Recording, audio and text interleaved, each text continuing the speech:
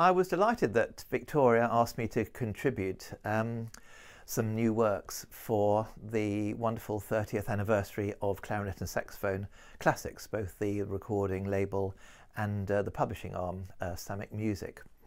And in fact, I've done 4 pieces. The Clarinet Sonatina for unaccompanied, they're all unaccompanied actually, the Sonatina for unaccompanied clarinet, I have a copy here, which I've already spoken about.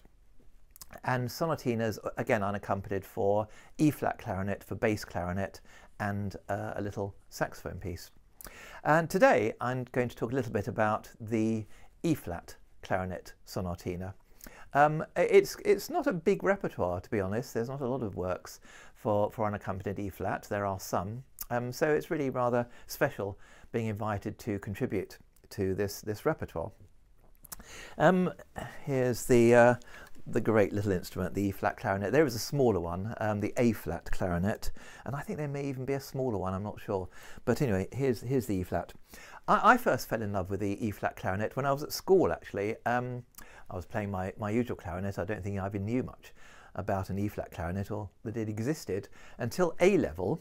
And one of my A-level set works was the Strauss Tilleulenspiegel, which of course has that wonderful E-flat clarinet solo in it, which I'm going to have a go at.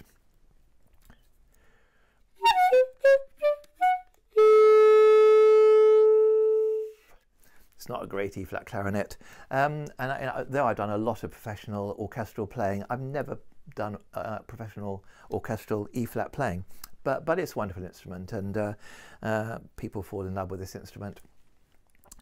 Anyway, here is the piece. It's in 4 short movements, and let's just have a close look at the movements.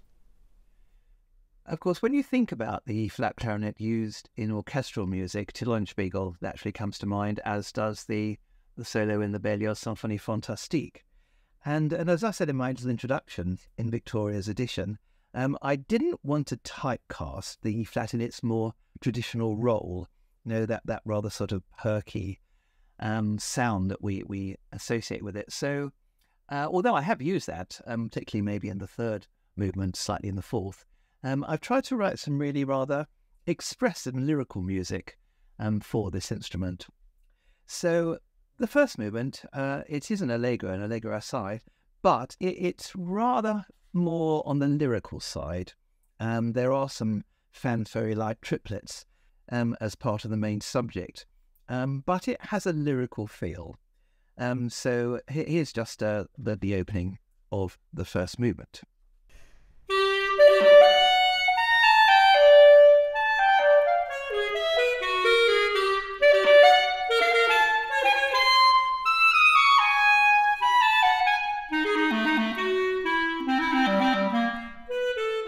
The second movement is absolutely expressive and lyrical and has a little bit of articulation in it, but not very much. There's lots of lovely, long lyrical phrases to enjoy. And it explores really the middle section, mostly, of the instrument, the middle range, the clarinet range. We do go down to the bottom of the chalumeau, and we do occasionally go into the altissimo register, but most of all, it's in that warm middle register.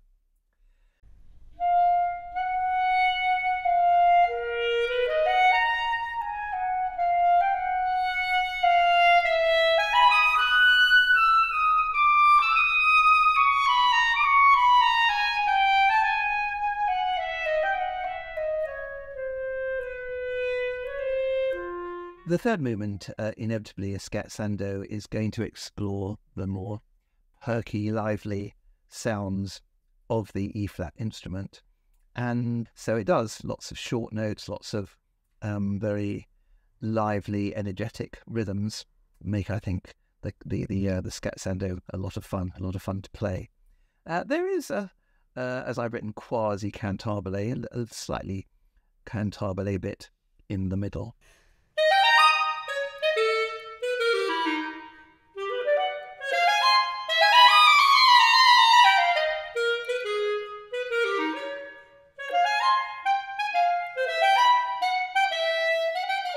And the final movement, again, it's a faster movement, Allegro Energico. But again, it's not always perky, and it has some legato phrases in it to contrast.